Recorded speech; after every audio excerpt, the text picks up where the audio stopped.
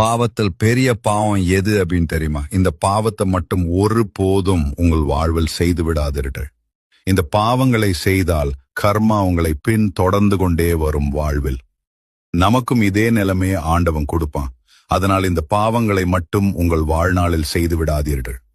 யாருக்கும் பாவத்திலும் பெரிய பாவம். பசித்தவர் முகத்தை பார்க்காமல் இருப்பது, பசியில் இருப்பவருக்கு பிச்சை இல்லை என்பது கோல் சொல்லி குடும்பத்தை பிரிப்பது, ஒன்றும் இல்லாமல் போன சொந்தகாரங்களை கேலி செய்வது, கருவை கலைப்பது, குருவை மதிக்காமல் இருப்பது, பசி என்று கேட்பவருக்கு சாப்பாடு கொடுக்காமல் போவது, பெற்ற தாய் தந்தையருக்கு சாப்பாடு தராமல் துன்புறுத்துவது, வாய் இல்ல ஜீவனை கொடுமை செய்வது, பெண்களை இழிவாக பார்ப்பது, பெண்களிடம் தவறாக நடந்து கொள்வது, பணத்திற்காக ஏமாற்றுவது, காதல் என்று சொல்லி ஏமாற்றுவது, இதுபோல் பாவங்களை என்றும் செய்து